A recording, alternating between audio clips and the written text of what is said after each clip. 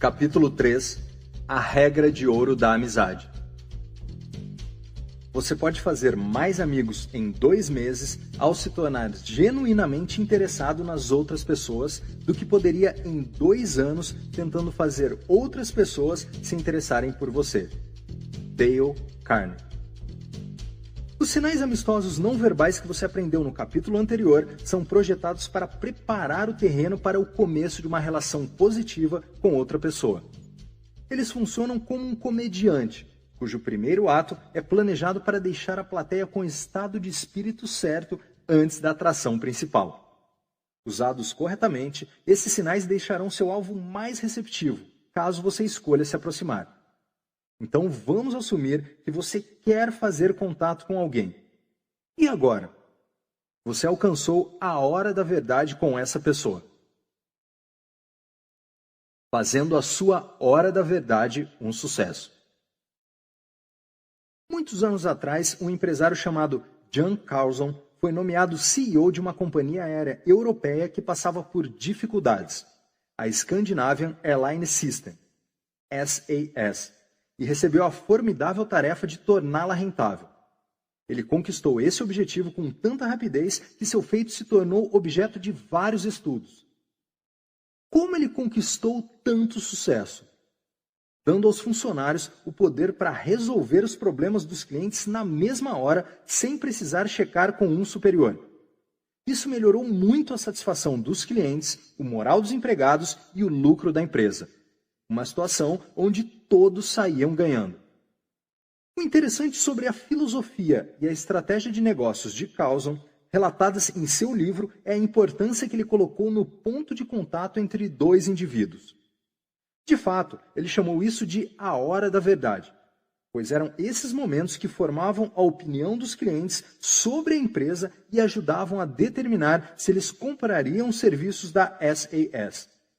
Carlson observou: no ano passado, cada um dos nossos 10 milhões de clientes entrou em contato com aproximadamente 5 funcionários da SAS. Essas 50 milhões de horas da verdade são os momentos que, em última instância, determinam se a SAS terá sucesso ou fracasso como empresa. São os momentos em que temos que provar para nossos clientes que somos sua melhor alternativa. Quando você encontra uma pessoa pela primeira vez, esse encontro se torna um momento da verdade sobre como a relação irá se desenvolver. Essa pessoa irá tratar você como amigo ou irá afastá-lo como inimigo? A regra de ouro da amizade, se você quiser que as pessoas gostem de você, faça com que elas se sintam bem consigo mesmas. Pode ser um fator crucial para determinar em que lado você será colocado. Diferente de algumas das técnicas que serão apresentadas mais tarde, que apenas se tornam relevantes quando você está buscando relações de longo prazo, a regra de ouro da amizade serve como chave para todas as relações de sucesso, sejam de curta, média ou longa duração. Não subestime o poder e a importância dessa regra ao fazer amigos. Como agente especial do FBI, eu era destacado para encontrar indivíduos em todos os estágios da vida e precisava convencê-los a entregar informações sensíveis, a se tornarem espiões ou confessar uma variedade de crimes. A chave para o sucesso dessas tarefas era minha habilidade em fazer esses indivíduos não apenas gostarem de mim, mas também confiarem em mim e, em muitos casos, confiarem sua vida a mim. A tarefa mais difícil para novos agentes especiais é desenvolver essa habilidade vital. Agentes frequentemente me pediam para lhes ensinar as técnicas para fazer as pessoas gostarem deles instantaneamente. E eu dava sempre a mesma instrução. Se você quer que as pessoas gostem de você, faça com que elas se sintam bem consigo mesmas. Você deve focar a atenção na pessoa com quem está fazendo amizade. Parece fácil, mas exige prática mesmo com agentes treinados. Se você fizer alguém se sentir bem consigo mesmo, irá receber o crédito por ajudá-lo a ter essa experiência. As pessoas gravitam ao redor de indivíduos que as fazem se sentir felizes e tendem a evitar pessoas que trazem dor ou desconforto. Se todas as vezes que encontrar uma pessoa você a fizer se sentir bem, ela tentará aproveitar qualquer oportunidade para se encontrar com você e experimentar essas boas sensações. A dificuldade que muitos dos meus colegas encontram é a mesma que todos nós encontramos: o nosso próprio ego. O ego interfere na prática da regra de ouro da amizade. A maioria das pessoas acha que o mundo gira em torno delas e que elas devem ser o centro das atenções. Mas se quer parecer amistoso e atrair os outros, você deve esquecer seu ego e prestar atenção em seu interlocutor, em suas necessidades e circunstâncias particulares. Os outros gostarão de você quando sentirem que você os coloca no centro das atenções. Pense nisso. É uma pena que raramente usemos essa poderosa regra para nos tornar mais atraentes para os outros e, ao mesmo tempo, fazer com que esses indivíduos se sintam bem sobre si mesmos. Ficamos ocupados demais focando em nós mesmos e não na pessoa com quem nos encontramos. Colocamos nossos desejos e necessidades em primeiro lugar. A ironia de tudo isso é que os outros estarão ansiosos para saciar suas necessidades e desejos se gostarem de você. Técnicas para fazer as pessoas se sentirem bem consigo mesmas. Declarações empáticas. Declarações empáticas mantêm o foco da conversa na pessoa com quem você está falando. Essas declarações são uma das mais eficazes maneiras para fazer com que os outros se sintam bem consigo mesmos. Manter o foco no outro é difícil porque somos, por natureza, egocêntricos e pensamos que o mundo gira ao nosso redor. No entanto, se a cada vez que você falar com alguém, essa pessoa se sentir bem sobre si mesma, então você terá alcançado o objetivo da regra de ouro da amizade. E, como resultado, os outros irão gostar de você. Declarações empáticas como: parece que você está tendo um dia ruim. Ou, você parece feliz hoje. Deixam as pessoas saberem que alguém está ouvindo e se preocupa com seu bem-estar. Esse tipo de atenção nos faz sentir bem sobre nós mesmos e, mais importante, nos predispõe a gostar de quem nos deu atenção. Declarações empáticas também fecham o ciclo do discurso. Quando uma pessoa diz algo, ela quer alguma resposta para saber se a mensagem foi recebida e entendida. Espelhar o que uma pessoa diz, usando linguagem paralela, fecha o círculo da comunicação. As pessoas se sentem bem quando comunicam uma mensagem com sucesso. Formular declarações empáticas exige que você ouça cuidadosamente quem fala. Ouvir com atenção demonstra que você realmente está interessado na outra pessoa e entende o que ela está dizendo. A fórmula básica para formular declarações empáticas é: então você... Existem muitas maneiras para formar declarações empáticas, mas essa fórmula básica mantém o foco da conversa no outro. Simples declarações empáticas podem incluir: então você gosta do jeito como as coisas estão acontecendo hoje? Ou, então você está tendo um bom dia? Nós naturalmente temos a tendência de dizer algo como: entendo como você se sente. Mas então o interlocutor pensa automaticamente: não, você não sabe como eu me sinto, porque eu não sou você. A fórmula básica, então você, garante que o foco da conversa permaneça no outro. Por exemplo, você entra num elevador e vê alguém que está sorrindo e parece feliz. Você pode naturalmente dizer: então as coisas estão acontecendo do jeito que você queria hoje, além de espelhar com sinais amistosos não verbais. Quando usar declarações empáticas para alcançar o objetivo da regra de ouro da amizade, evite repetir palavra por palavra o que a pessoa disse. Uma vez que as pessoas raramente fazem isso, quando a repetição ocorre, ela é processada pelo cérebro do ouvinte como um comportamento anormal e causa uma reação de defesa. Esse é o efeito contrário daquilo que você está tentando alcançar ao usar declarações empáticas. Papagaiar a fala de outra pessoa pode também soar condescendente e desdenhoso. Não faça isso. Declarações empáticas mantêm o foco da conversa no outro e o fazem se sentir bem. É uma técnica simples, mas eficaz, que fará as pessoas procurarem você para fazer amizade. Pois sempre que conversarem, você as fará se sentir bem consigo mesmas. E melhor de tudo, elas não saberão que você está usando esta técnica, pois naturalmente pensarão que merecem sua atenção e não enxergarão suas ações como fora do comum. A aventura de declarações empáticas de Ben e Vic. Vamos observar como uma conversa pode funcionar usando as técnicas discutidas até agora.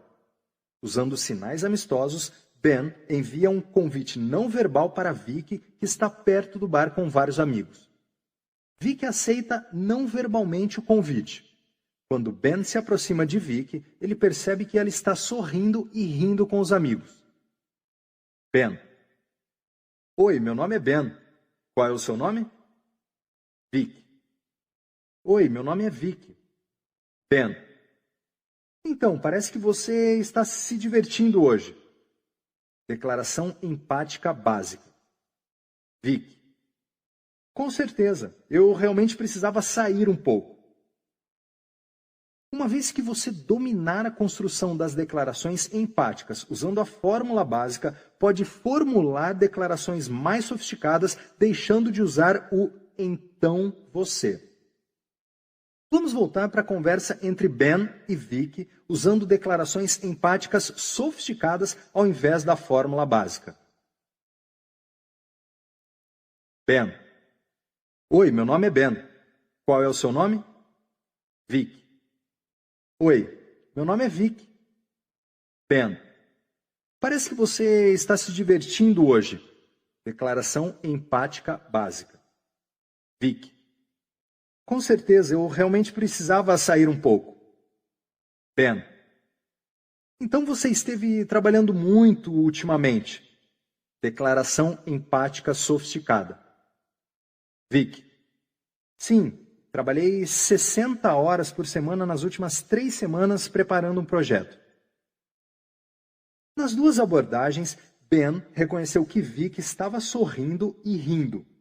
2 sinais físicos que mostravam que ela estava se divertindo.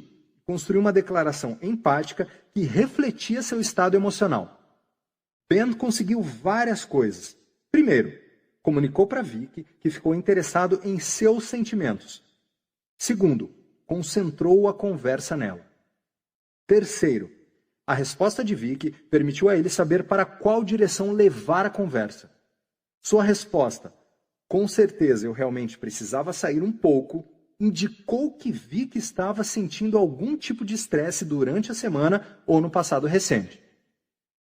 Ben não sabe o que causou estresse, mas pôde formular outra declaração empática para explorar as razões do estresse de uma maneira não invasiva. Ao fazer isso, ele mantém o foco da conversa sobre Vic e a deixa saber que continua interessado em seus sentimentos. Ela não irá reconhecer que Ben está usando uma série de declarações empáticas, pois esse tipo de comportamento é percebido pelo cérebro como comportamento normal e não levanta suspeita ou reação defensiva. Além disso, Vic inconscientemente pensa que ela deve ser o centro das atenções. Todos nós pensamos. E está encantada por Ben dar a ela atenção total. Isso a faz se sentir bem e aumenta a probabilidade de que ela goste de Ben de acordo com a regra de ouro da amizade. Usando declarações empáticas para manter a conversa. Declarações empáticas também servem como um eficaz recheio da conversa. O silêncio constrangedor que aparece quando a outra pessoa para de falar e você não consegue pensar em nada é devastador. Quando você fica com dificuldades para encontrar algo para dizer, use uma declaração empática. Tudo de que precisa se lembrar é a última coisa que o outro disse e então formular uma declaração baseada nessa informação. O falante continuará a conversa, dando tempo para que você pense em algo mais significativo. É muito melhor usar uma série de declarações empáticas quando você não tem nada a dizer do que dizer algo inapropriado. Lembre-se, o ouvinte não irá perceber que você está usando declarações empáticas, pois elas serão processadas como normais pelo cérebro e passarão desapercebidas. Elogios, adulação. Uma linha tênue separa elogios de adulação. A palavra adulação possui uma conotação negativa. Adulação é geralmente associada a elogios falsos usados para explorar e manipular os outros por razões egoístas. O propósito do elogio é enaltecer os outros e reconhecer suas realizações.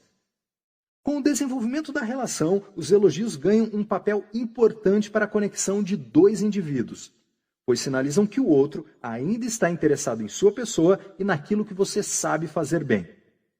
Um dos perigos de usar elogios em relações incipientes é você não conhecer a pessoa bem o bastante para ser sincero. Elogio falso e adulação são a mesma coisa e geram má impressão. Afinal de contas, ninguém gosta de sentir que está sendo manipulado ou enganado. As pessoas conhecem seus pontos fortes e fracos. Se você disser a alguém que ele é bom em algo que ele sabe que não é, ele provavelmente questionará seus motivos, pois perceberá a discrepância entre sua avaliação e aquilo que realmente pode fazer. Existe um método alternativo e muito superior para usar elogios. Essa abordagem evita as armadilhas inerentes ao elogio, permitindo que a pessoa elogie a si mesma e evita o problema de você parecer falso. Quando as pessoas elogiam a si mesmas, a sinceridade não é um problema. E elas raramente perdem uma oportunidade para fazer isso. E você, claro, convenientemente, lhes dará essa oportunidade. A chave para fazer uma pessoa elogiar a si mesma é construir um diálogo que a predisponha a reconhecer seus atributos ou realizações. Quando as pessoas elogiam a si mesmas, elas se sentem bem. E de acordo com a regra de ouro da amizade, elas passarão a gostar de você por causa dessa oportunidade de se sentirem bem consigo mesmas. Voltando à relação inicial de Ben e Vicky, ele pode preparar o terreno para Vicky elogiar a si mesma. Ben: então você esteve trabalhando muito ultimamente. Declaração empática sofisticada. Vicky: sim, trabalhei 70 horas por semana nas últimas 3 semanas preparando um projeto. Ben: é preciso muita dedicação e determinação para se comprometer com um projeto desse tamanho. Uma declaração que permite a Vicky elogiar a si mesma. Vicky, pensando: sacrifiquei muitas coisas para terminar esse projeto e fiz um ótimo trabalho, modéstia à parte. Perceba que Ben não disse diretamente que achava Vicky uma pessoa dedicada e determinada.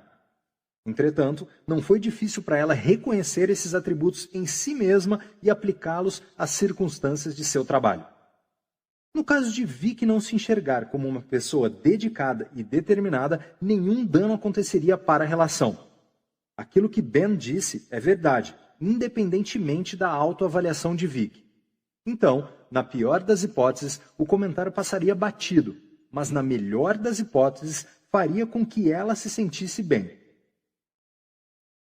Considerando a natureza humana, mesmo se Vicky na realidade não fosse uma pessoa dedicada e determinada, ela provavelmente aplicaria estes atributos favoráveis a si mesma. Poucas pessoas admitiriam em público, muito menos para si mesmas, que elas não são dedicadas e determinadas. Elogios de terceiros. Você pode usar terceiros para elogiar a pessoa com quem quer fazer amizade, sem precisar fazer isso você mesmo, e ainda ficar com crédito por fazer seu alvo se sentir bem e, por extensão, gostar de você.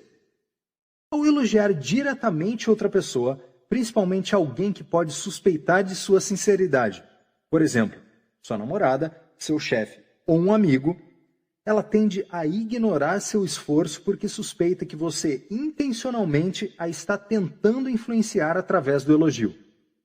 Um elogio vindo de terceiros elimina esse ceticismo. Para formular um elogio vindo de terceiros, será preciso encontrar um amigo ou conhecido em comum que conheça você e seu alvo. Além disso, você deve ter relativa certeza de que o indivíduo que escolher poderá passar adiante o elogio para a pessoa desejada. Se essa transmissão for bem sucedida, na próxima vez que você encontrar seu alvo, ele o enxergará com uma perspectiva diferente. Considere a seguinte conversa e assuma que você é Mark. Mark: encontrei Mike outro dia. Ele me disse que acha você muito inteligente. Na verdade, ele disse que você é uma das pessoas mais capazes que já conheceu. Sônia: nossa, é mesmo? Ele disse isso? Mark: foi isso que ele disse. Sônia irá aceitar mais prontamente esse elogio vindo de Mike do que se você, Mark, tivesse falado diretamente a mesma coisa. Além disso, Mike se sente livre para contar a Sônia exatamente o que você disse, algo que você pode ou não ter permissão social para dizer nos primeiros estágios de uma relação. Você, indiretamente, por intermédio de Mike, permitiu que Sônia elogiasse a si mesma, o que a faz sentir-se bem, portanto, ficando predisposta a gostar de você. Lucrando com elogios de terceiros no trabalho. Além do cenário da paquera, os elogios de terceiros são muito eficazes no local de trabalho. Um exemplo: a verba para financiar operações no FBI é muito disputada. Portanto, não são todas as propostas que acabam financiadas. Para melhorar a chance de minhas propostas serem aprovadas, eu empregava a estratégia do elogio de terceiros. Várias semanas antes da minha proposta ser avaliada pelo novo diretor de operações, fui atrás do fofoqueiro do escritório e casualmente mencionei que já era hora de nosso escritório receber um diretor que finalmente sabia o que estava fazendo. Também comentei que o novo diretor era um homem inteligente, com boas ideias sobre as estratégias operacionais. Para os fofoqueiros, a moeda de troca é informação. Sob seus olhos, eles ganham valor ao espalhar informações que ouvem para indivíduos que teriam interesse em saber delas. Como previsto, meus comentários logo chegaram ao chefe. Ele ficou mais propenso a aceitar esse elogio como sincero, vindo de um terceiro do que se ouvisse diretamente de mim. Além disso, eu não tinha acesso ao diretor, já que estava sempre trabalhando em campo. Quando o diretor analisou minhas propostas, ele estava predisposto a encará-las mais favoravelmente. Eu o fiz se sentir bem sobre si mesmo, obedecendo à regra de ouro da amizade de um jeito que não levantava suspeitas. Elogios de terceiros caem dentro dos parâmetros do comportamento normal. Então, eu não tinha nada a perder. Se minha estratégia falhasse, o risco na pior hipótese era zero, pois eu perderia o financiamento mesmo assim. Se a técnica funcionasse, a melhor hipótese era conseguir o que eu queria. No fim, a maioria das minhas propostas foi aceita. Terceiros e o efeito de primazia. Palavras não podem mudar a realidade, mas podem mudar a maneira como as pessoas percebem a realidade. Palavras criam filtros através dos quais as pessoas enxergam o mundo. Uma única palavra pode fazer a diferença entre gostar ou não de alguém. Considere este exemplo. Seu amigo Calvin descreve seu novo vizinho, Bill, a quem você irá encontrar pela primeira vez. Calvin diz: seu novo vizinho, Bill, não é muito confiável. De fato, quando você o cumprimentar, verifique depois seus dedos para ter certeza de que ele não roubou nenhum. Como você enxergará Bill quando você o encontrar pela primeira vez? O problema é que você foi encorajado a julgá-lo antecipadamente como não confiável por aquilo a que os cientistas se referem como o efeito de primazia. Se um amigo descrever uma pessoa que você está prestes a conhecer como não confiável, você ficará predisposto a enxergar essa pessoa dessa maneira, independente do que for verdade. Portanto, sua tendência será enxergar tudo daquela pessoa como não sendo digno de confiança. Por outro lado, digamos que o seu amigo Calvin disse que o seu novo vizinho Bill é muito amigável, sociável e possui um ótimo senso de humor. Você vai adorá-lo. Como você enxergará Bill agora? Provavelmente como um amigo, não importa o nível de simpatia. Superar percepções negativas ou positivas que você possa ter em relação a um indivíduo específico por causa de algo que ouviu de outra pessoa, principalmente se você respeita e ou gosta da pessoa, é difícil, mas não impossível. Quanto mais vezes você encontrar o não confiável Bill e não perceber nada de errado, mais provável será que enxergue-o como confiável, superando assim a negatividade original criada pelo efeito de primazia.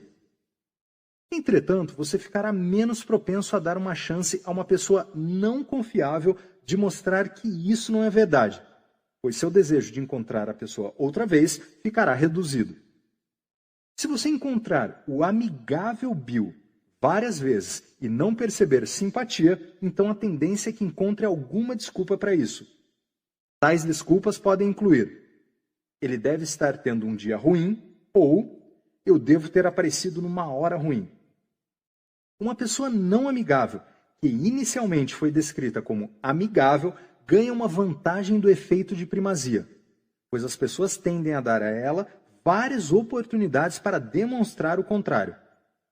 É precisamente por causa do poder do efeito de primazia que nós podemos usá-lo como uma ferramenta para moldar amizades ou fazer as pessoas nos enxergarem do jeito que queremos.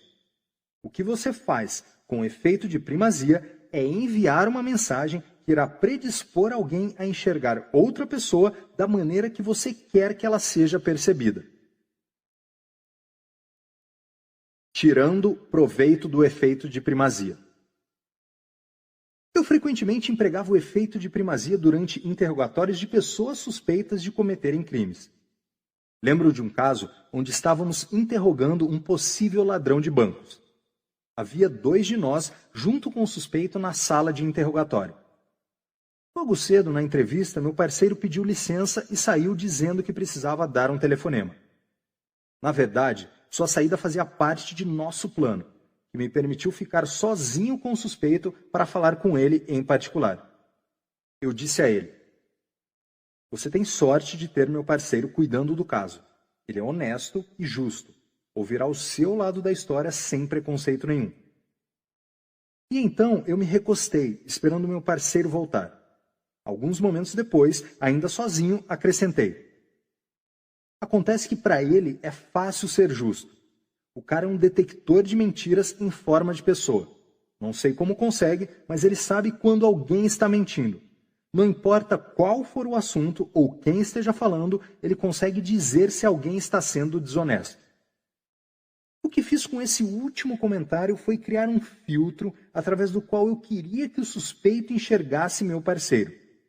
Empreguei o efeito de primazia para moldar a avaliação das suas habilidades.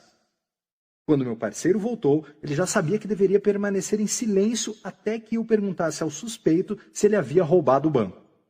Se o homem negasse, meu parceiro deveria olhar para ele com uma expressão de incredulidade. Então, o que aconteceu? Eu perguntei: você roubou o banco? E ele respondeu que não. Meu parceiro reagiu exclamando: o quê? Com um olhar cético. Então, e juro que isso é verdade, o suspeito bateu na mesa e disse: caramba, ele é mesmo bom. E depois confessou o crime. Fique atento ao efeito de primazia afetando seu próprio comportamento. Usar o efeito de primazia é uma ótima ideia quando você quer influenciar os outros, mas tenha cuidado, pois essa é uma faca de 2 gumes. Se não estiver atento, esse efeito pode ser prejudicial ao seu próprio comportamento em relação aos outros, levando a crenças imprecisas e enganosas. Nos meus primeiros dias como agente do FBI, fui vítima do efeito de primazia. Fui destacado para interrogar um suspeito que, como informou meu colega, havia sequestrado uma garota de 4 anos. Antes de falar com o suspeito, meus pensamentos já haviam passado por um filtro por causa da declaração do meu colega. E quando fiquei cara a cara com ele, minha mente já havia decidido que se tratava do sequestrador. Consequentemente, tudo que o suspeito dizia ou fazia era visto através do meu filtro como uma indicação de culpa, apesar das muitas evidências do contrário. Quanto mais pressão eu colocava sobre o suspeito, mais nervoso se tornava, não porque era o culpado, mas porque eu não acreditava nele e ele pensava que seria preso por algo que não fez. Quanto mais nervoso ele ficava, mais reforçava a minha crença inicial de que era o sequestrador e mais pressão eu aplicava. Não foi surpresa quando o interrogatório fugiu do controle. No final, fiquei constrangido quando apanharam o sequestrador real. Na próxima vez que você conduzir uma entrevista, conhecer um novo colega ou comprar um novo produto, pense em como formou sua opinião sobre a pessoa ou o produto. As chances são grandes de que suas opiniões tenham sido formadas por primazia. A aceitação de funcionários que se transferem de um escritório para outro muitas vezes depende de sua reputação. Assim como você se convence de que a nova marca de creme dental que comprou deve ser boa, porque 4 de 5 dentistas a recomendam. O efeito de primazia é poderoso. Use-o sabiamente. Pedindo um favor. O bom e velho Benjamin Franklin, o cara na cédula de $100, notou que se pedisse um favor para um colega, esse colega passava a gostar mais dele do que se não tivesse feito o pedido. Esse fenômeno se tornou conhecido como o efeito Ben Franklin. Num primeiro momento, esse conceito pode parecer ir contra o senso comum.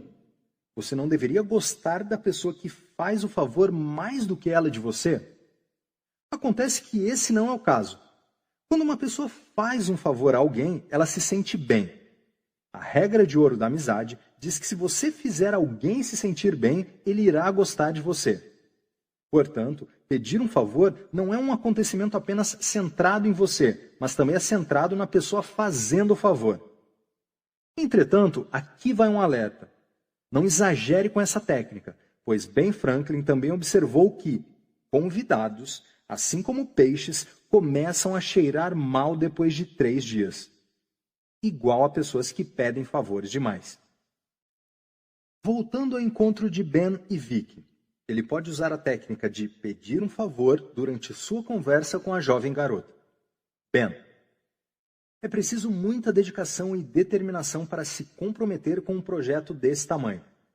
Uma declaração que permite a Vicky elogiar a si mesma. Vicky, pensando, sacrifiquei muitas coisas para terminar esse projeto e fiz um ótimo trabalho, modéstia à parte. Ben, Vicky, você pode me fazer um favor e cuidar da minha bebida enquanto vou ao banheiro? Pede um favor. Vicky, claro, sem problema. Ben chamou Vicky pelo seu primeiro nome. Lembre-se de que as pessoas gostam do som de seus próprios nomes e o fato de que alguém se lembrou. E então pediu a ela um favor. Esses pequenos comportamentos predispõem Vicky a gostar de Ben, pois as pessoas que fazem favores se sentem bem consigo mesmas. Combinando ferramentas de amizade para incrementar a eficácia de uma relação. Dependendo das circunstâncias, você poderá usar uma ou várias das técnicas apresentadas neste livro para fazer um novo amigo. A vantagem de usar várias técnicas juntas é o poder adicional que uma combinação pode proporcionar. Para ilustrar, considere como o exército americano usou o efeito de primazia, a fórmula da amizade e a apresentação por terceiros para transformar em amigos pessoas desconfiadas ou hostis em relação aos Estados Unidos. Conquistar corações e mentes de civis quando você é um estrangeiro conduzindo operações militares no país deles pode ser uma tarefa árdua. Soldados em solo estrangeiro, por causa da natureza do trabalho, são forçados a adotar a estratégia descrita pelo general James Mad Dog Mattis, que disse: seja educado, seja profissional, mas tenha um plano para matar qualquer pessoa que você encontrar. Em outras palavras, transformar inimigos em amigos não é nada fácil. Numa tentativa de conquistar as pessoas no Afeganistão, fui destacado como membro de uma equipe cuja tarefa era mostrar aos nossos garotos, as forças americanas, como serem menos ameaçadores, mas, ao mesmo tempo, mantendo-se alerta no campo de batalha. Então, como é possível fazer alguém parecer amigável quando tudo que essa pessoa veste parece ameaçador? equipamentos de guerra, capacete, armas, e ela é ensinada a fechar a cara ao lidar com a população local. Não é de se admirar que quando esses soldados chegam numa vila local, a população nativa enxergue os sinais inimigos e imediatamente levante os escudos. Foi isto que instruímos aos militares. Entrem na vila com o mesmo equipamento militar e prontidão para se defenderem se atacados. Mas também façam o seguinte: empreguem a fórmula da amizade. Fiquem um tempo na vila sem fazer nada, apenas fiquem por lá. Isso satisfaz a condição de proximidade. Então, com o tempo, aumentem o número, frequência de visitas e a quantidade de tempo, duração.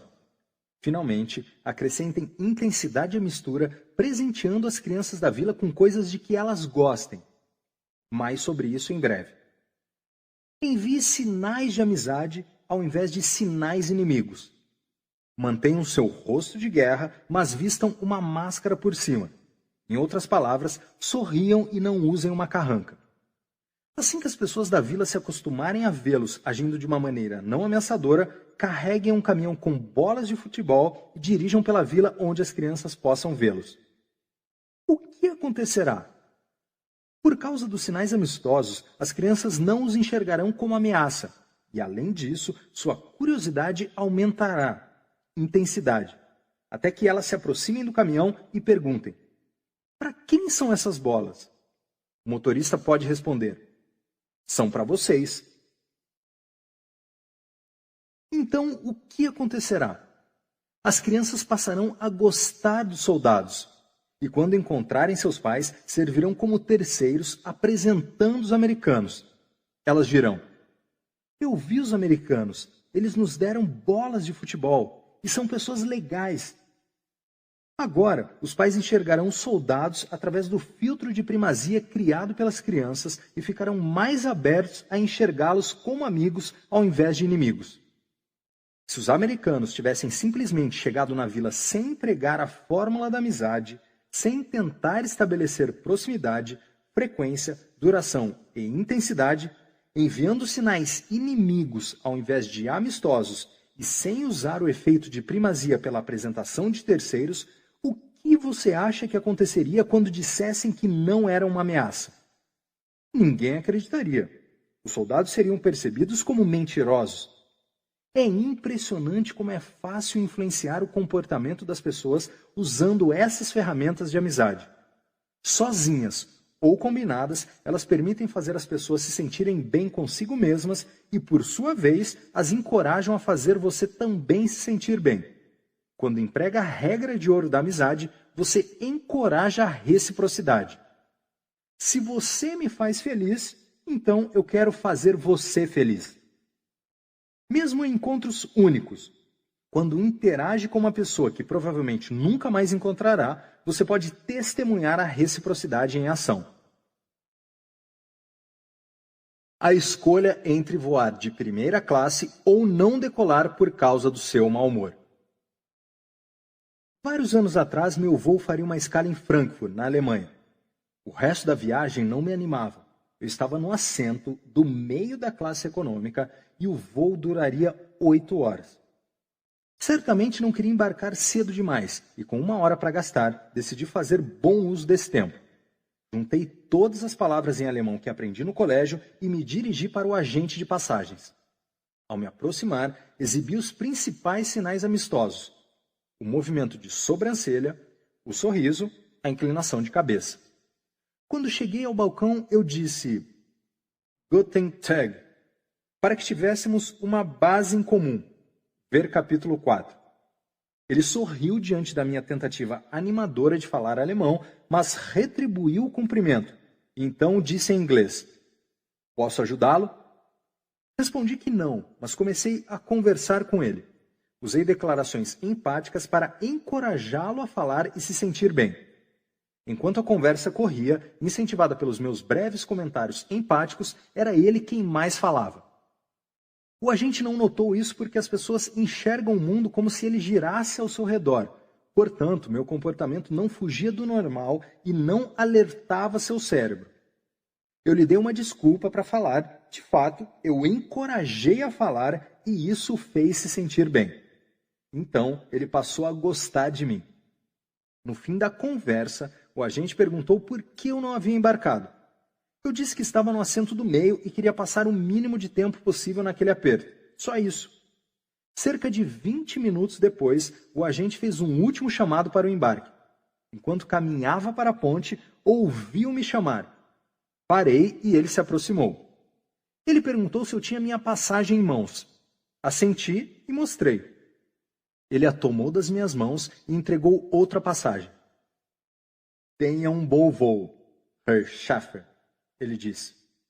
Olhei para a passagem e percebi que meu assento havia mudado para a classe executiva. Obrigado, fico muito agradecido por isso, eu respondi.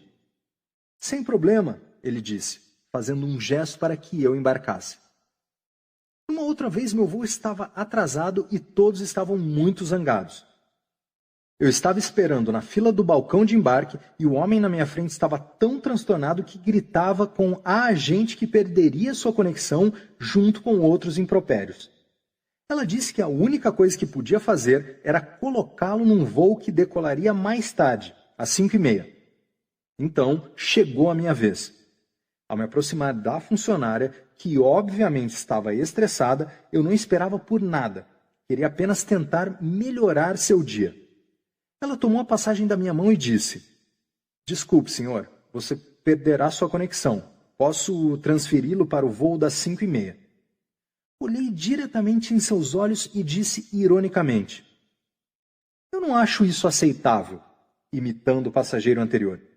E quando ela me olhou de volta, acrescentei: Posso gritar com você agora? Ela disse não e mencionou novamente o voo das 5h30. Eu repeti: Posso gritar com você agora? Foi então que ela começou a rir. Eu disse: Quando posso começar a gritar com você? Agora, nós dois estávamos sorrindo e brincando um com o outro. Após um minuto assim, ela disse: Quer saber? Acabei de encontrar um lugar no voo das 2h40. E digitou o meu nome no computador. Eu comentei: Só por curiosidade, ouvi você dizendo ao passageiro anterior que não havia mais lugar no voo das 2h40. Ela respondeu: Não tem mais lugar para as pessoas que gritam comigo. Você quer gritar comigo agora? Completei em tom de brincadeira. Não, senhora, muito obrigado. O curioso é que eu não esperava conseguir entrar naquele voo. Queria apenas fazê-la se sentir melhor. Mas quando você faz os outros se sentirem bem, geralmente coisas boas acontecem com você. Já usei essa técnica, botar sua frustração para fora, muitas vezes com todo tipo de funcionário, e isso nunca deixou de melhorar seu humor. Durante uma das minhas viagens ao exterior, um grupo de passageiros chineses perdeu sua conexão para Hong Kong e estava pressionando a agente de embarque. Ela tentava ser educada, mas não estava funcionando. A polícia foi chamada para lidar com a situação, pois os passageiros estavam causando uma grande confusão. Eu tive a honra de ser a pessoa seguinte na fila para falar com a agente. Então me aproximei do balcão e disse: Parece que você teve um pequeno problema aqui hoje. Declaração empática. A resposta dela foi curta e grossa. Pois é. Observei. Parece que você está frustrada. Declaração empática. Ela disse: Sim, estou muito frustrada por não poder gritar com aquelas pessoas. Eu não consigo me livrar dessa frustração. Assenti com a cabeça num gesto de simpatia. Bem, então vou fazer o seguinte, vou voltar para o fim da fila e quando minha vez chegar novamente, vou dizer algo sobre o seu serviço. Então, quero que você grite comigo. Coloque tudo para fora. A mulher me olhou de forma um pouco estranha, mas concordou. Então voltei para o fim da fila e esperei minha vez novamente. Apontei o dedo para a agente e disse: Não gostei da maneira como você tratou aquelas pessoas. Você foi rude, mal educada e... A agente me interrompeu, mandando eu calar a boca e começou a gritar comigo. Toda sua frustração estava em ebulição e agora ela tinha a chance de botar tudo para fora. Quando ela terminou de gritar, eu disse que estava extremamente bravo e desapontado. A gente respirou fundo e perguntou: "O que acalmaria sua raiva, senhor? Talvez um lugar melhor?" Confirmei: "Sim, isso o ajudaria muito." "Certo, vou passá-lo para a primeira classe." "Obrigado." Então nós dois começamos a rir. Enquanto embarcava no voo, a agente chegou a subir a bordo e me agradeceu por melhorar o seu dia. Esse tipo de coisa acontece comigo o tempo todo. As pessoas fazem coisas por mim. Não peço por favores, nem mesmo insinuo. Descobri que quando você faz as pessoas se sentirem bem consigo mesmas, a regra de ouro da amizade, você não apenas as faz gostarem de você, mas também recebe um benefício colateral. Elas também querem fazer você se sentir bem. Vejo isso todos os dias e experimento várias vezes. Aqui vai outra experiência com viagens aéreas para ilustrar esse benefício. Eu estava na cidade de Moline, em Illinois, quando meu voo foi cancelado. E aquele não era exatamente um bom lugar para se ficar preso. As pessoas estavam gritando e praguejando. A mulher na minha frente balançava os braços e gritava para a gente no balcão que, por sua vez, tentava não perder a cabeça. Ela disse: "Senhora, o próximo voo em que posso colocá-la sairá amanhã de manhã." Ao ouvir a informação, a mulher xingou ainda mais alto e saiu de lá batendo os pés. Chegou a minha vez. Eu me aproximei da agente, que ainda estava de cabeça quente, e disse: "Uau, aquela mulher estava muito brava." Declaração empática. Ela concordou: "Estava mesmo, eu não gostei dela." Respondi: "Bom, não pude deixar de ouvir que não há mais voos até amanhã de manhã." Ela disse: "Não, outro voo sai daqui a 1 hora." Comecei a falar algo, mas fui interrompido. "Não gostei dela, então ela vai esperar até amanhã. Eu gostei de você. Você pode embarcar hoje." Utilizando ferramentas de amizade. O céu é o limite.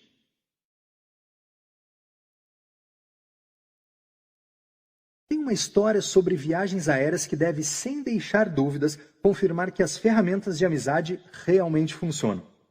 Estava no último voo para fora da cidade, com uma conexão de 90 minutos, então decidi que seria uma ótima oportunidade para entrevistar alguns funcionários da companhia aérea e conhecer seus pensamentos sobre a relação entre serviço ao consumidor e o comportamento dos clientes. Havia uma única funcionária ainda trabalhando no balcão de embarque. Eu me aproximei, usando sinais amistosos enquanto me dirigia até lá. Precisava de uma isca para acender sua curiosidade. Quando ela perguntou para onde eu estava indo, respondi que viajava para Chicago para terminar uma investigação. Ela perguntou o que eu fazia para viver e eu disse: "Trabalho para o FBI." Isso chamou sua atenção e ela perguntou que tipo de trabalho eu fazia para o FBI. Dou treinamento. Treinamento sobre o quê? Sobre serem pessoas legais e conseguirem coisas que não merecem. Isca de curiosidade. Ela riu. Como o quê? Como um lugar melhor no avião. Nesse ponto, nós dois estávamos sorrindo. Eu disse: "Se eu chegasse perto de você e pedisse por um lugar melhor, você me daria?" "Não," ele exclamou. "As pessoas fazem isso o tempo todo e eu sempre nego." "Então, em alguma situação você dá lugares melhores?" "Sim, para as pessoas de quem eu gosto." Caso encerrado. Esteja você no Afeganistão ou em Atlanta, as técnicas neste livro funcionam sozinhas ou combinadas. Quando você as usa, você maximiza as chances de fazer amigos, mesmo com aqueles indivíduos que a princípio parecem inimigos. Quem sabe, você pode até conseguir viajar de primeira classe.